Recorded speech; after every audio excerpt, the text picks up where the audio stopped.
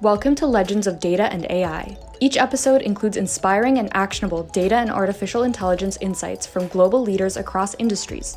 Your host, Dr. Usama Fayyad, was the first Chief Data Officer at Yahoo and is Chairman of Open Insights and Executive Director of the Institute for Experiential AI at Northeastern University.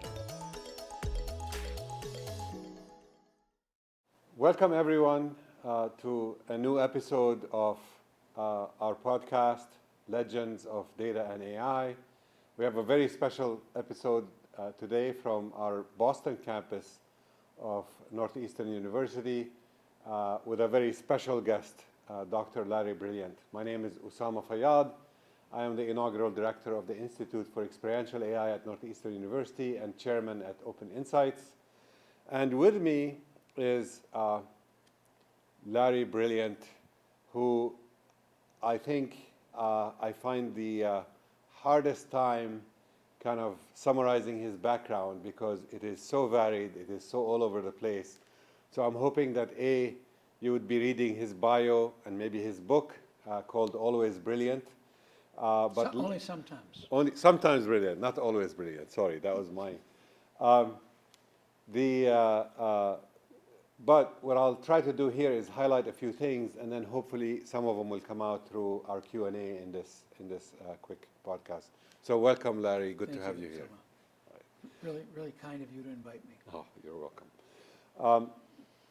Larry is probably best, he's known for many things, but best known for being there and playing a big role in the extinction of smallpox from the planet. And there's a lot of stories there. So before I jump into some of those stories, I'm going to ask you, Larry, very briefly, how did you get into this whole chase for smallpox? And what's the quick path that got you there? Well, I think like all of us, I'm a creature of the age in which you find yourself. And I'm sort of a creature of the 60s. So I went to medical school. I'm from Detroit. We're both Michiganders. Yep. Go blue if anybody's listening. And after medical school, I became a civil rights specialist working for the Department of Health, the Office of Equal Health Opportunity. And I was initially sent to Mississippi, Alabama, and then I was sent to San Francisco, and I arrived in the middle of the summer of love. And that's not fair to take a young kid from Detroit and send him to San Francisco in the middle of the summer of love. I had no inner resources to, I had a wonderful time, actually. I fell in love with San Francisco, and I decided, my wife and I got married, and we decided to take our Volkswagen camper and take our honeymoon and begin my internship in San Francisco. I was going to go into a surgical residency. As my internship ended and my surgical residency was about to begin, a group of Native Americans took over Alcatraz Island, and they were trying to enforce the Treaty of Laramie, under which all surplus land goes back to the tribe from which it was stolen. Alcatraz fit that when 5 or 6 times they had to go before courts, and every time the U.S. government refused to honor its commitment, they decided to invade Alcatraz in the middle of the San Francisco Bay. The Coast Guard under Nixon put an embargo around the island, but 80% of the population was supporting the Indians, bringing things in. And a woman there named Lou Trudell, who was 9 months pregnant, decided that she wanted to give birth to her baby on Indian-held land. It would be the first baby born in Indian sovereign land in 200 years. There was no doctor. And every week the local columnist kept on writing, don't we have any doctors willing to go out on the island? And it just became clear to me that that was like a classified ad for me to go to the island. So I went and lived on the island. I learned more about Native Americans in those 6 weeks than I had in my entire life. I fell in love with that experience. I helped her deliver her baby. When I came off the island, it seemed like every television camera in the country was there, asking me questions like, what do the Indians want? I talked to one of the Native Americans. But whatever I said, the next morning we got a call at our house from Warner Brothers. They were making a movie. Their idea was that the movie would recapitulate the Pilgrims coming to America in reverse, and somehow the hippies were the new Pilgrims in reverse. The movie never quite made sense to me, but it seemed like a lot of fun. And you were asked to play a doctor. Oh, I was asked to play a young doctor, and by good luck, I happened to be a young doctor. So my wife and I said, we'll come back to the residency next year. And we got on, ran away with the circus. I became a young doctor in a movie, terrible movie called Medicine Ball Caravan. And the movie ended with our doing rock concerts. I became a rock doc. This is the usual career path in the 60s or something. Yep. And the last concert we did was Dark Side of the Moon in Canterbury. And we've been living on buses. And some of the people from the movie said, if you like living on buses coming this far, why don't we get a couple other buses and drive to Kathmandu? We were young, it seemed like a good idea. So we took 2 buses, 40 people living on them in uncertain sleeping arrangements. And we drove from Canterbury to Kathmandu, and it took us about a year and a half. Along the way, we lived in all different parts of Europe, in Turkey, in Iran, in Afghanistan, in Pakistan, in Iraq, and India. And it was, it's a life-changing experience. You get to meet cultures you wouldn't know, people who are so kind to us. Our buses were hippie decorated. We must have looked like Martians. And yet the courtesy and the kindness, especially from the Kurds, was so dramatic for us to make us feel like, as weird as we looked, we were still so welcome. It sort of changed us forever, I think. And my wife and I wound up living in an ashram in the Himalaya foothills. We studied with Guru Neem Karoli Baba. People like Steve Jobs and Ram Dass also were there at that same time. And that also seemed like the career path in the 60s. You go live in an ashram in the Himalayas. And after 2 years of meditating and studying Islam and Hinduism and Buddhism and the New Testament, various kinds of Christianity and Judaism and the Baha'i faith and so many other Indian faiths, my guru, my teacher, told me that it was time for me to leave the ashram and go down from the mountains into the city, and that I was supposed to go and apply at the World Health Organization to become a doctor and work for the UN, and that my destiny was that I was supposed to help the program to eradicate smallpox. And my reaction was, I hope he forgets he said that, because it was so preposterous. I was living in an ashram, I was wearing ashram robes, I hadn't practiced medicine almost ever. And not to interrupt, but to also mention that, both you and your wife were high school sweethearts. You both graduated from Michigan, and you were a professor there later.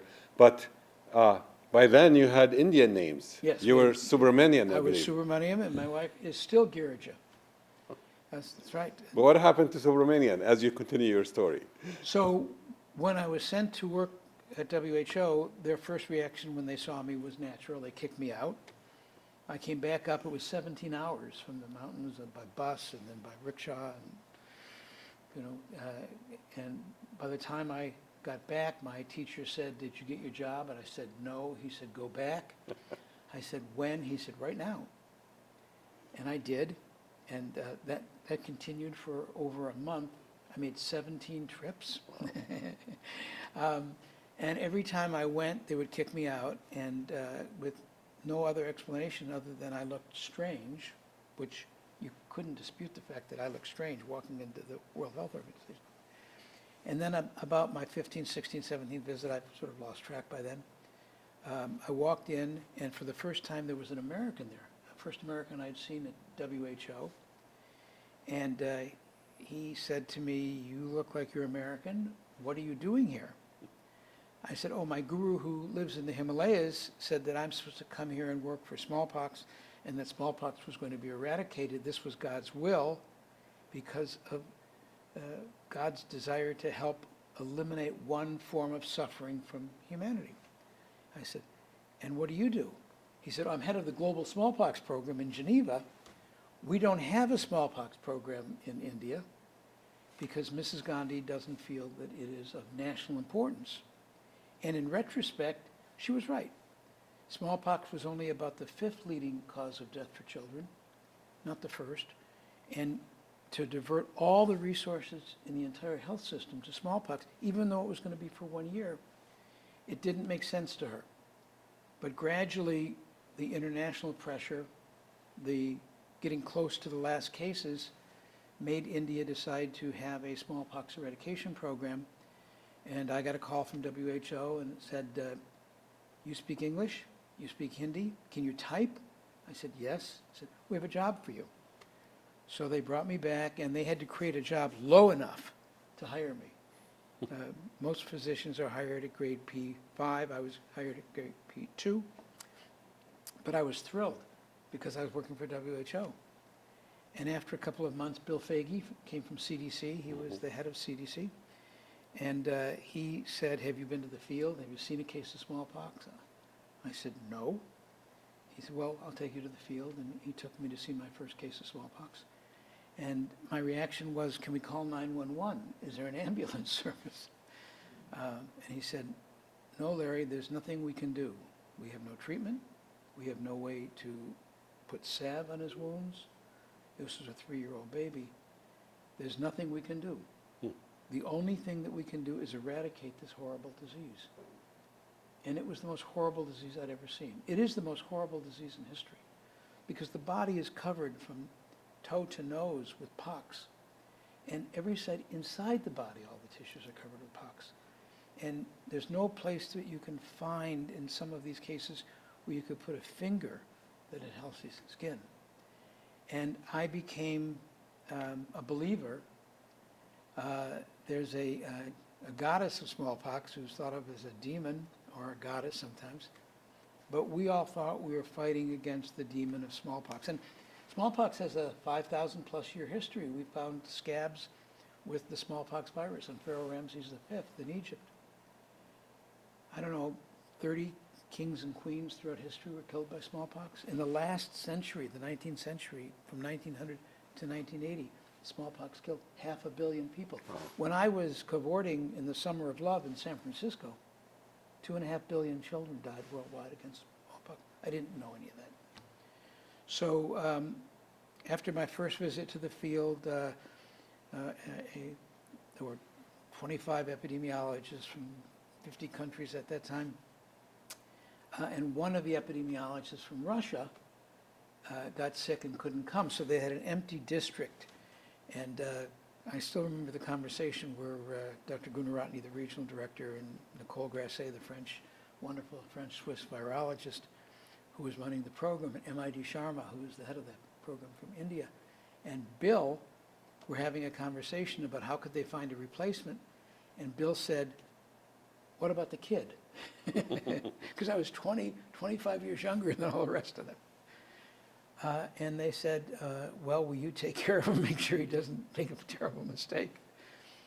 And they gave me a district, and I guess I've always had a big imagination, so I hired an elephant, and we did parades, and we gave out rewards and balloons, and we tried to turn, because you had to find every single case of smallpox at the same time. Yep.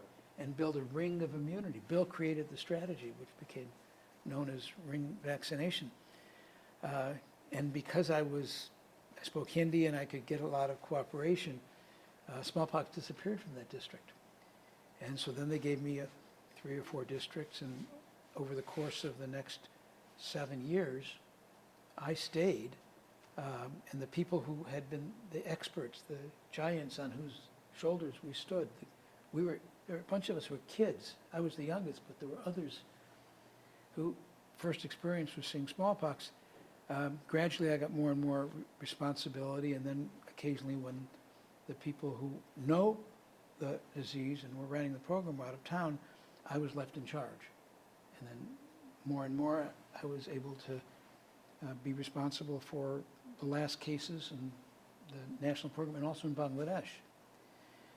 And you asked about the last case of smallpox. So yeah, let's get a bit more technical here. So you were there when you all thought this was the last case in smallpox. My technical question to you would be, how do you know for sure that, hey, this is the last and this is the end of this virus?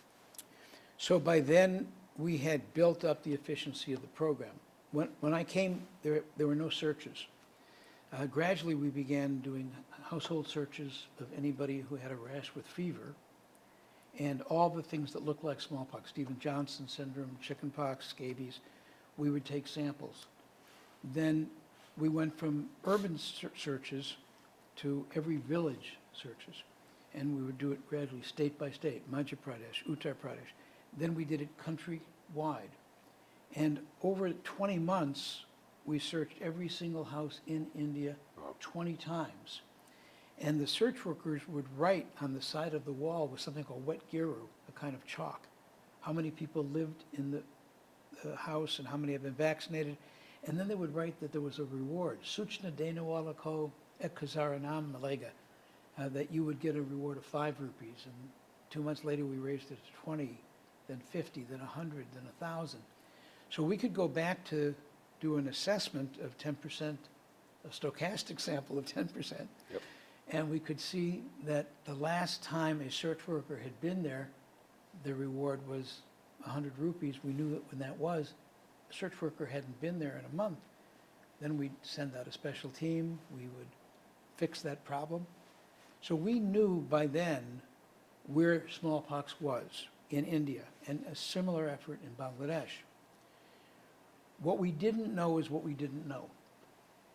There were villages where even after it had been eradicated, unbelievably, 1 case of smallpox, which usually begat 3, 1 case only begat 1, which begat 1, which begat 1. So it was possible for a chain of transmission to go 6 months without ever rising up to the surveillance system. So we intensified the surveillance system. We increased the reward. We added more search workers. And we had a couple of false starts. There was a moment when we were about to do the first global telecast in history. And Halfdan Mahler, who was the Director General, flew in, D.A. Henderson flew in, Mrs. Gandhi came, and we had this studio in Patna, and we were going to announce smallpox was eradicated. And just as we were about to get B.A. Henderson in front of the cameras, we got a call from CDC that they had seen on television that Sheikh Mujib Rahman, the Prime Minister of Bangladesh, had been murdered, and millions of people were coming to escape Bangladesh across into India, and somebody in CDC spotted a refugee coming across who had smallpox on their face on television. So we had to call off the press conference. We had to start over again in Bangladesh and again in India. So we were very, very leery of ever again saying that we had reached 0 cases. So for our listeners, when you say Mrs. Gandhi, you mean Indira Gandhi? Indira Gandhi, I apologize. Yes, yeah. I'm old. It was 1974, 75, 76. Right. Yes, Indira Gandhi. So then when it got to the end, how did you know it was the end after all these false starts? So because I was the kid, I was always sent out if it was thought that it was the last case, and there were 3 or 4 examples of that. And we would always do a very wide search. If it was 1 case, maybe we would search 1 million people. If it was worrisome, maybe we'd search 3 or 10 or 50 million people. And we keep searching until we were absolutely certain there were no more cases. We also did vaccine surveys, and we did scar samples. So we would do surveys of pockmarks to see how recent there had been a case. And you put those 3 things together, vaccination coverage, pockmark surveys, and the result of our active search. And I was pretty confident that this last case in Barishal district, in Bola Island, in Patuakhali, in Bangladesh, in the Bay of Bengal, was the last case of smallpox. And her name was Rahima Banu. And, well, I had been carrying around balloons that I had made when I was back on home leave in the United States, and they said in Hindi, "Chichik ruk sakta hai," smallpox can be stopped. And they said in English on the other side, "Smallpox can be stopped." And I dreamed that one day I would see the last case of smallpox, and I saw her, and for some reason my reaction was to give her a balloon and take a picture of her. And then I cried. Yep. I realized that this was the end of an unbroken chain of transmission going back to the pharaohs of this disease, a biblical disease. This is a disease talked about in all the great books of all the great religions. And that was the end of it. And I had seen cities, I had seen places, Usama, like Tatanagar, where there were bodies stacked like cords of wood. And there were babies' bodies in small caskets. Yep. I was in a place that they said, I never saw it, that the river didn't run because of the dead bodies, that the vultures were seen carrying little arms with pockmarks on it. It was like a scene out of Hieronymus Bosch. And it was over. Yep. So let's take the conversation more towards kind of what the podcast is about technically. I'm going to come back later with a tougher question, but let's start with, so now we are in this world of data and analytics. And I know at some point, after spending time with Steve Jobs and a whole other set of stories, you wind up with working with the Google founders. Tell us about what happened with Google Flu, and what did you do at Google that kind of opened up your eyes to kind of this new world of internet and data and analytics? Well, it was before that. I mean, the smallpox program was 100% data. Yes. It was collected in an analog way, but we processed it. We were able to track. You know about this group in Bombay that is able to deliver meals in thalis to 5 million people living in Bombay every day without a single error, Yes. using no technology. Correct. So the data was there. The technology to analyze it, that's a whole different story. After we'd eradicated smallpox, the group of us who had worked on the eradication, we wanted to do it again, something like that. It was so, we felt so good. We'd done so much with our life that we felt was noble and it was helpful. And, we got more back from doing it than we could ever have given. We wanted to do it again, so we decided we would tackle blindness. And we would do it in Nepal, which was the hardest country to work in because in the Himalayas you can't get around very easily. So while I was in Nepal, we built a stochastic random sample of villages using probabilistic theory so you could have mathematically valuable inference from your study. Yep. And we did the first national study of any disease in Nepal. And we came back. Steve had given me Apple II number 12 and a Corvus hard drive, 500 megs. And Why would Steve Jobs give you those? because he helped me start the SEVA Foundation. Uh-huh. And And- the SEVA Foundation is a not-for-profit charitable foundation that basically is trying to, well, not eliminate, but help blind people. Eliminate needless blindness. Okay. We've given back sight to 10 million blind people and treated 60 million blind people in 25 countries. So back to computers and data and analysis. So he gave me this little Apple II. It was the first computer brought into Nepal. I smuggled it in. They thought it was a typewriter. They were very kind to let me in. And he said that'll be enough memory and enough processing capability. And of course it wasn't, because we had 42,000 patients, each of which we had 1,000 data points on. So we took all that data, we pre-processed it on the Apple. Where do you think we took it? University of Michigan.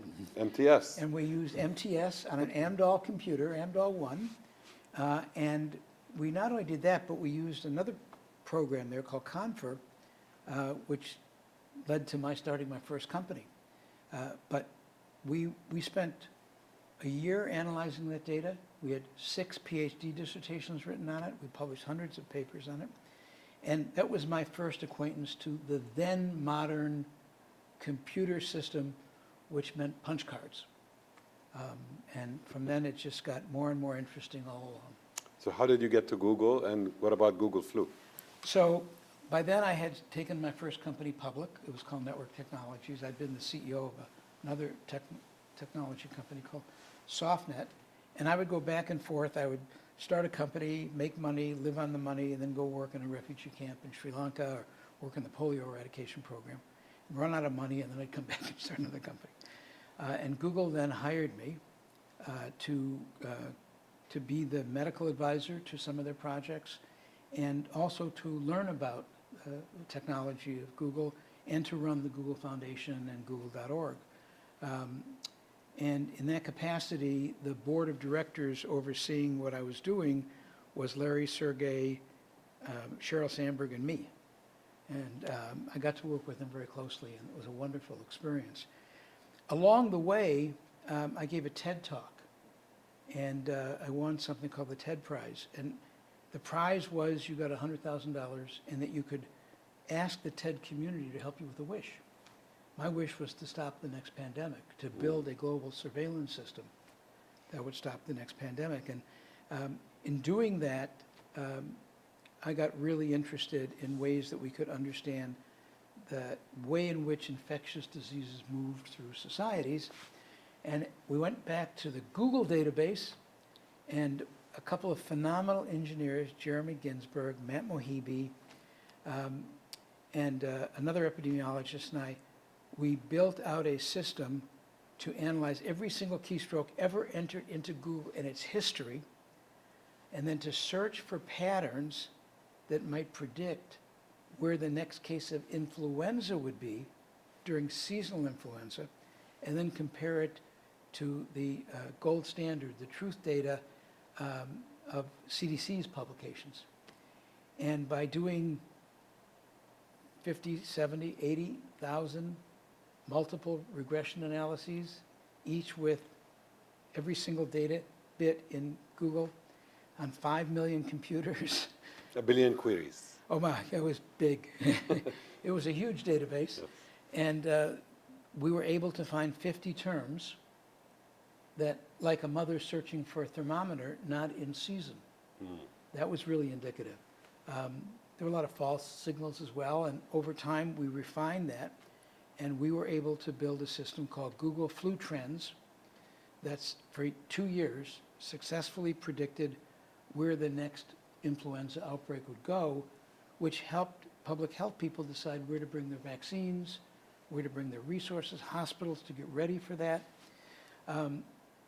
And I learned a really important lesson, which is when you're building a computer model or a predictive model, you can only extrapolate so far into the future. If you get too far away from your gold standard data, you can't cantilever a deck out of a house beyond a certain feet of how far you've got. You can't cantilever a model that far away from your truth data.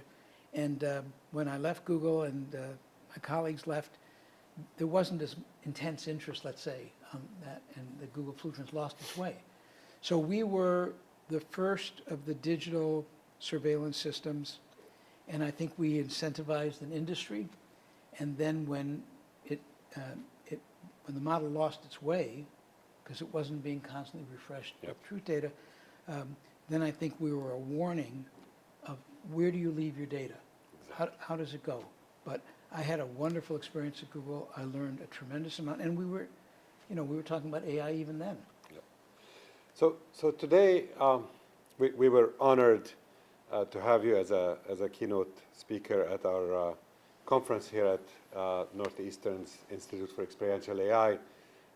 This year's theme was the state of AI in precision health.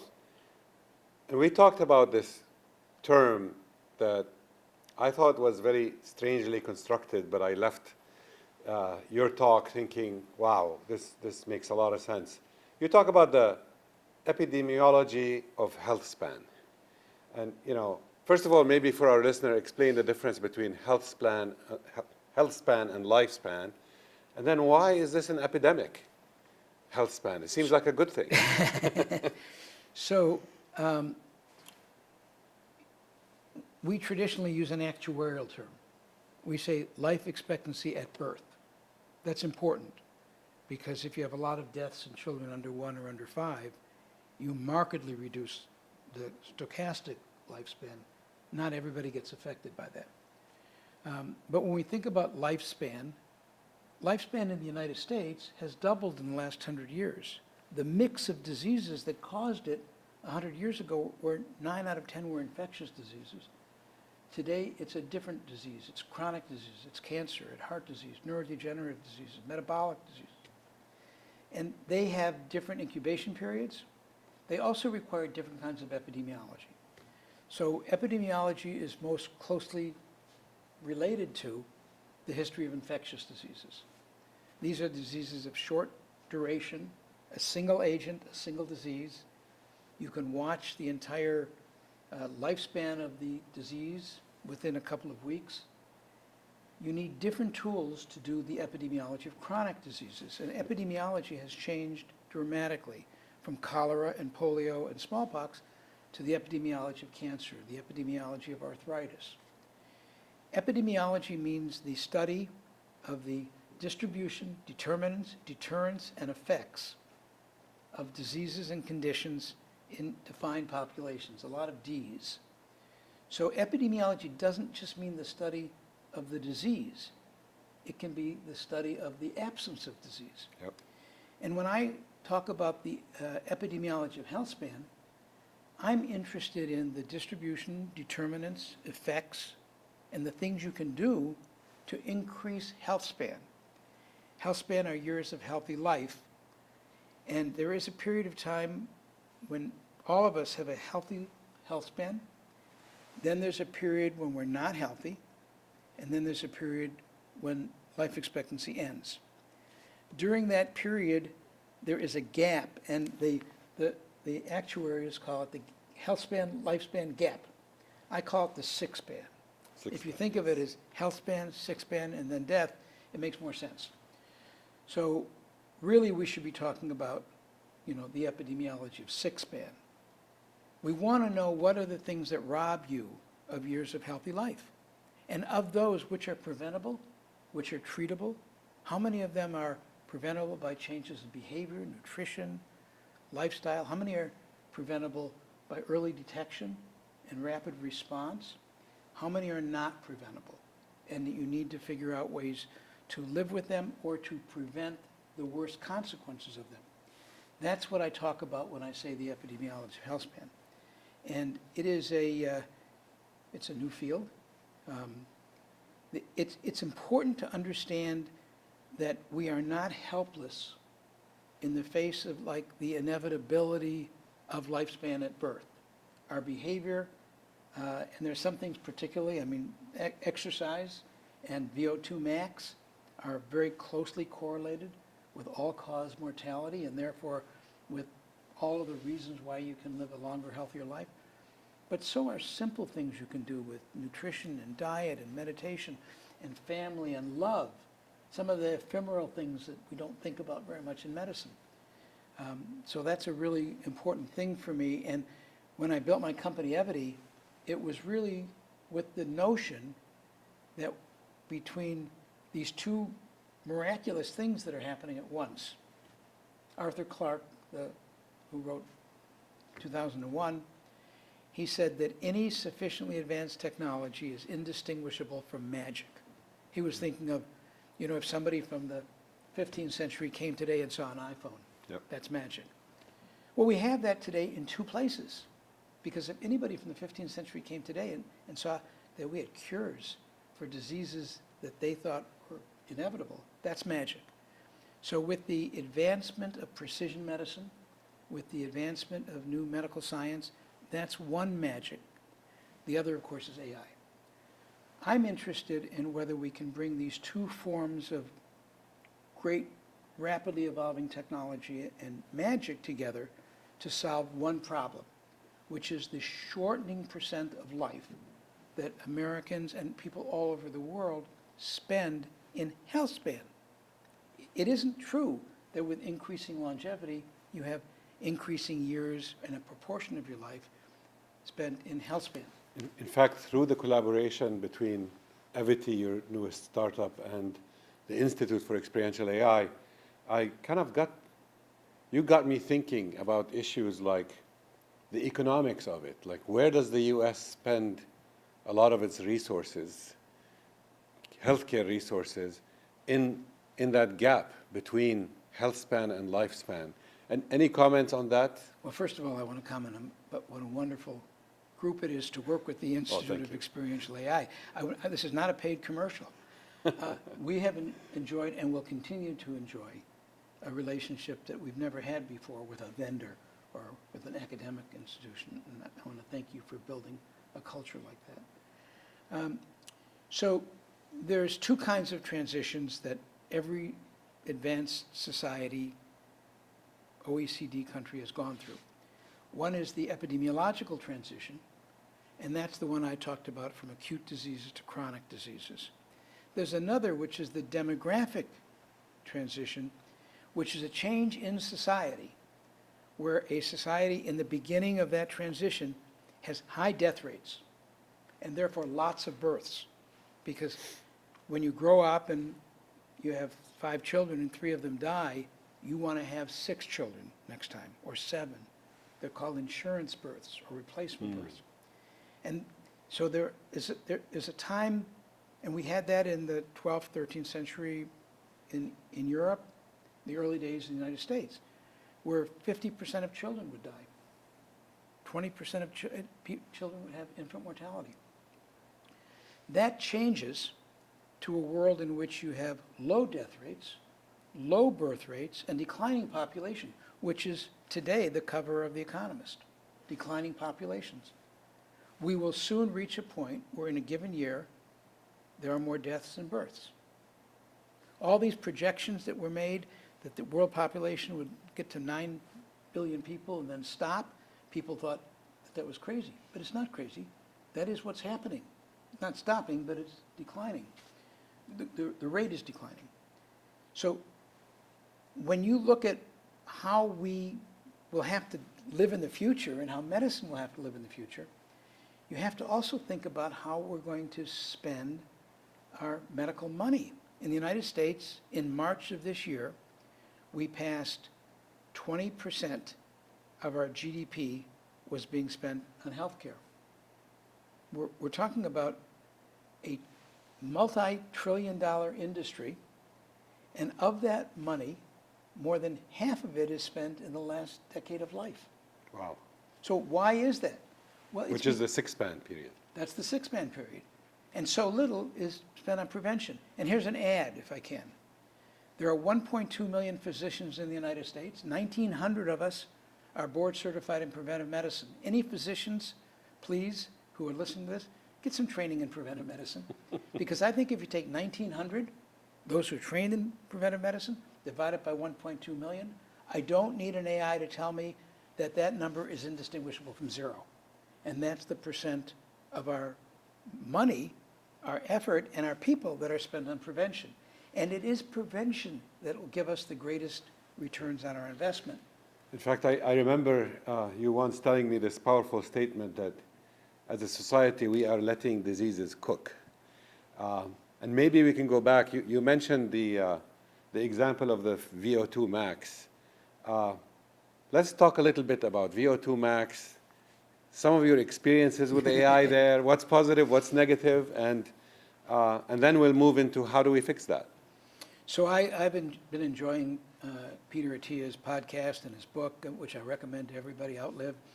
And he talks often about exercise being the greatest predictor of a long and healthy life.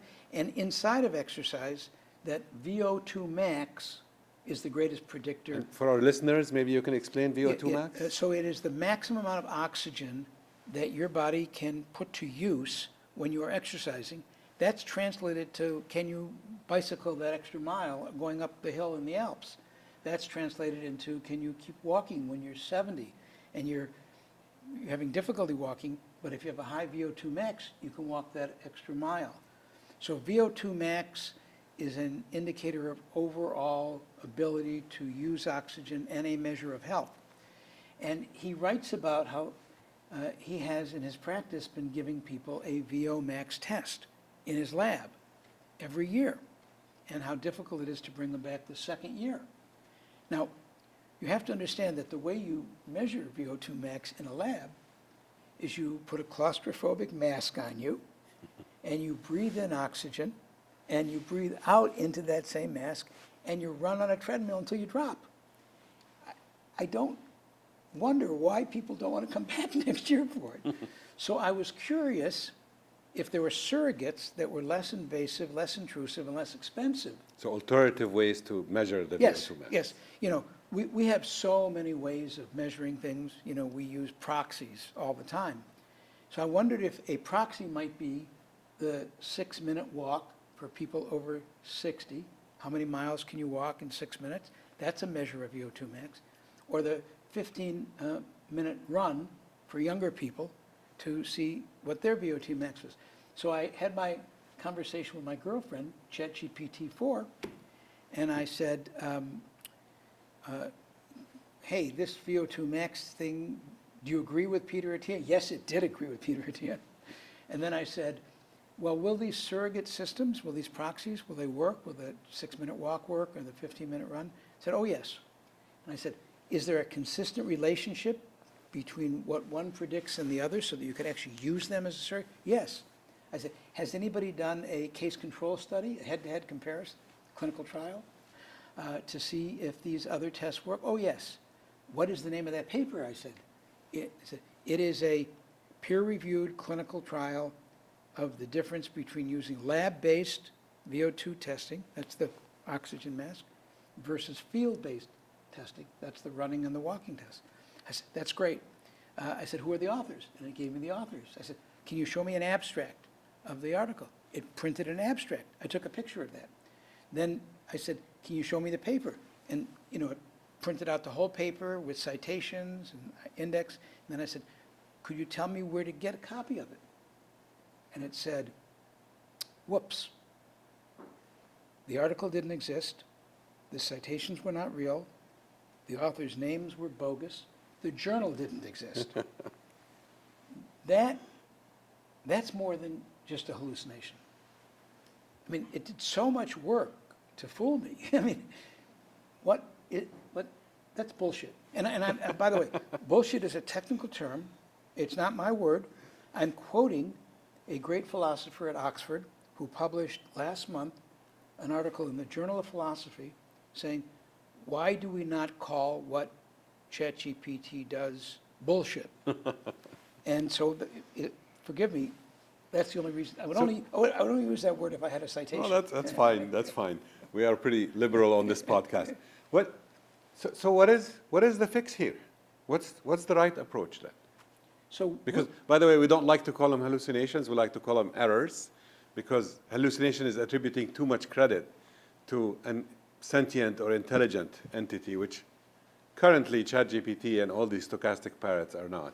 But what do we do? And bullshit? I mean, because I'm just saying Yes. that's an error on steroids, right? Correct. No. The reason he wrote this article is he said, it isn't just an error.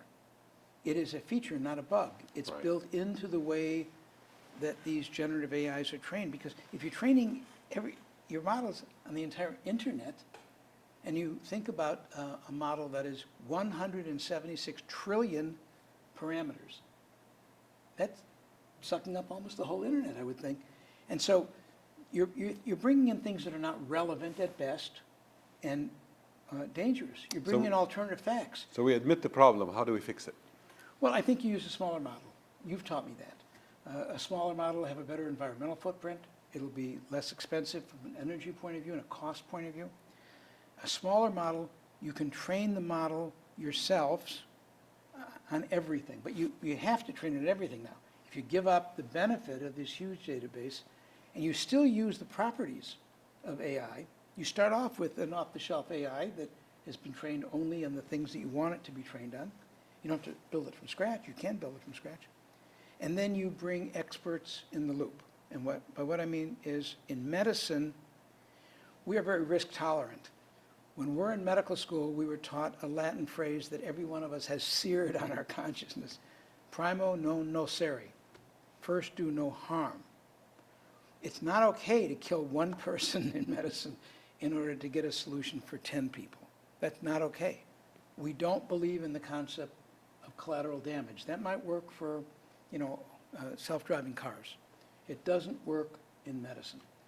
So, and besides, killing a person with your AI, it's a bad look, shouldn't do that.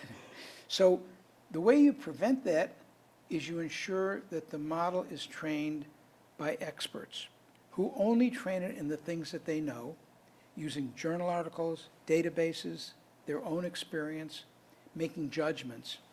So in our case, we train it by cardiologists, we train it by oncologists, experts in neurodegenerative disease, metabolic disease, infectious disease, go on to the top 10 of the diseases that rob you of years of healthy life, the top 10 killers in a way.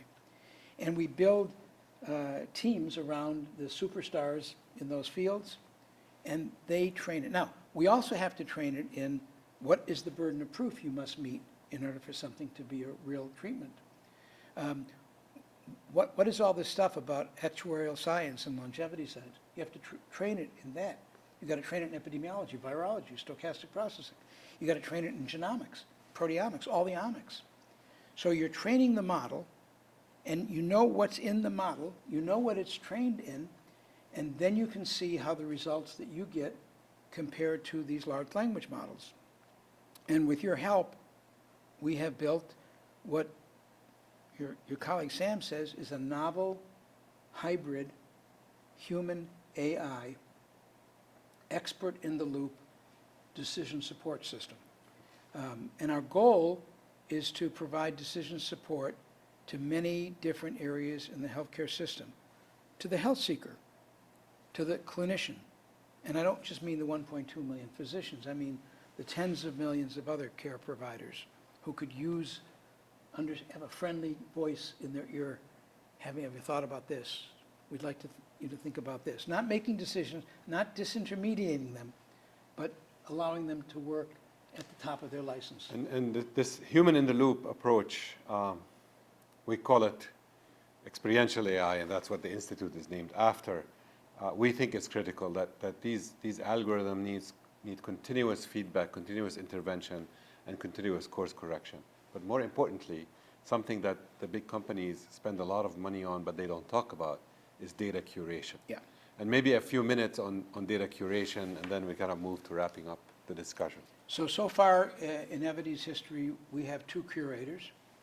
Our first is in the area called MSK, muscles, joints, and bones. And this is a field that deals with sports medicine for young people and elder care for older people who may have sarcopenia, which is muscle weakness and atrophy, osteoporosis and osteopenia, where your bones are brittle, where you're likely to get a broken bone. People may not understand that if you're a 75-year-old woman and you break your hip, your life expectancy is under 2 years. In fact, these fractures probably consume maybe $1 trillion in healthcare resources. Wow. So it's not a small thing to talk about trying to prevent these. We chose the musculoskeletal system and the practitioners who are physiatrists, kinesiologists, sports medicine physicians, trainers and physical therapists. We took that segment of the industry because medicine is moving so quickly. We understand viral evolution better now, we understand proteomics. This is an area where anatomy is the one part of medicine that hasn't changed all that much, and we wanted to try our hypothesis on that. So we have a curator. He's a wonderful person. He is a professor of kinesiology. He's very interested in AI, so we got lucky. But we've learned how hard it is to curate. Yes. And to constantly be in the loop. So we've started building curation tools. Therein lies the most interesting part of this. Because if you are willing to spend the money and front load your business and your model development with the costs of proper curation, then you have to have tools that make curation palatable for the curator. Otherwise, they'll get bored and they'll leave, or they'll perform poorly. Exactly. So by building curation tools, hiring curators in all the different medical professions, building a data lake comprised of data that comes from great large national surveys that the curator has chosen, anecdotes that the curator has been personally part of, case studies, case control studies, stories that went to the FDA, approved for drugs and how they met the burden of proof. We're pretty confident that we can reduce the risk of these errors or bullshit, and make it possible to not have these terrible events when the model can go awry and predict, bad things, prescribe bad things for you. In fact, data is definitely the most important and probably lasting value component in the whole AI stack, in addition to people and experts. And for those of you who don't know, go check how much money was spent by OpenAI on curating the right balanced data sets before they got ChatGPT to work correctly enough to function, because the internet is filled with all sorts of contradictory things. And these algorithms, these stochastic parrots, can't tell the difference. All they see is, oh, it was said so many times, let me repeat it. And that's very dangerous. So probably on that, let's talk for 1 minute on the recent news with the FDA. The FDA encouraged physicians and practices to use AI in an attempt to help do a good thing, which is help the healthcare system save money. And then what happened with the recent pronouncements by the... Well, first of all, I'm a tech optimist. I'm an AI optimist. And I love ChatGPT as an example.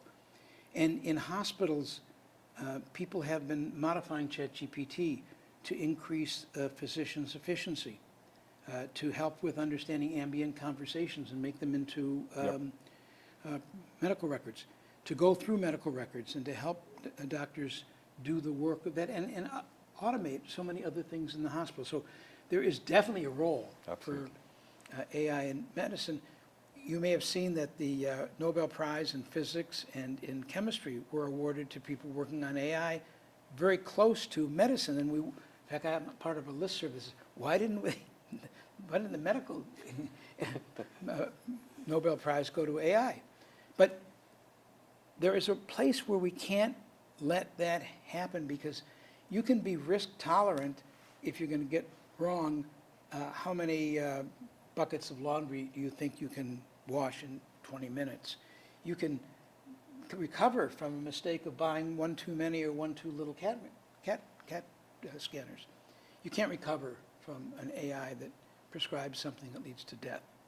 So the thing that I've observed is that while there's a great role and a great future for AI in medicine, in the clinical world where we have to be risk averse, we have to do it this way.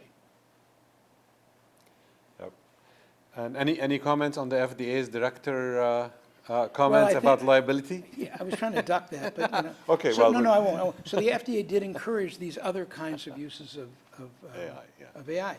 But then Rob Gale, who's the chairman of the FDA, put out a notice saying, for hospital systems that purchase and use algorithms, if they go awry, the FDA will not bail you out. You may be left holding the bag. Yep. And I think what he was saying is, don't use an AI whose pedigree you don't know. You don't know if they've been out at night and gone to the bar and brought back gonorrhea and poisoned your database. Because if you do, and you use an algorithm like that and things go bad, they're not approved by the FDA. And I think that's a caution note. Yep. I think that the world that we're in, which is decision support, may get a little bit easier for us to navigate. But nonetheless, you have to know that medicine is a very risk-intolerant world. And if you're going to use AIs in it, you have to respect the primo non docere. And I think the basic message here is don't overdo it with AI, and don't dispense with the humans in the loop, because there's so much needed.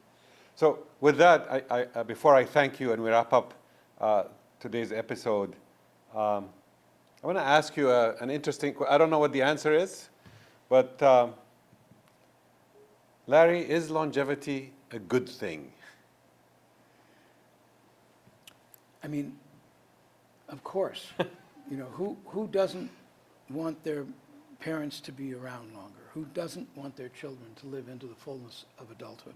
Who doesn't want their grandma to be there when their kids are born? I mean, we all crave that idea of longevity. But it's not always the case that longevity is healthy. And we've all had parents, grandparents, loved ones, friends, parents of friends, and we watched the way that they died. And this idea of cooking a chronic disease, because disease was detected too late, wasn't prevented. So there are certainly aspects of longevity that are colored by this poor experience that's reflected in the amount of money that's spent in absolutely heroic measures at the end of life. But there's another reason to think of longevity as a double-edged sword. If we live individually healthy, but we live in an economy or a society that's not healthy, then we need to be concerned that our individual decisions to maximize health span, lifespan, longevity, may be deleterious to our country. So demographers use something like a dependency ratio, it's called. Excuse me. Yeah, I'm not contagious. I have asthma. The dependency ratio is the percent of people who are over 65 and under 15 who are, in theory, dependent on people of, quote, working age between 15 and 65. That's a measure of the economic health of a country, because if one worker has to support 1.2 workers, 1.2 dependents, that's a very healthy economy. But if one worker has to support 2 or 3, that economy is going to get into trouble. And you can actually see what has happened in Japan with the aging of the population. This New Economist cover story, the difficulty of supporting an economy that has so many long-lived individuals. And if you look at that dependency ratio, you can see the changes in that demographic pyramid beginning to happen in the United States. What happened in Japan is the demographic pyramid like this, where there's a small percent of people who are over 65 and a large percent of working people, that has changed from a pyramid to a rectangle. As the number of people who have to be supported, who are on Medicare, who are on Social Security, who are on retirements, who are dependents, has increased. So it's something to think about. I don't think it's the doctor's job to say, I'm not going to extend somebody's life because it might be bad for the economy. We can't do that. We're not allowed to do that.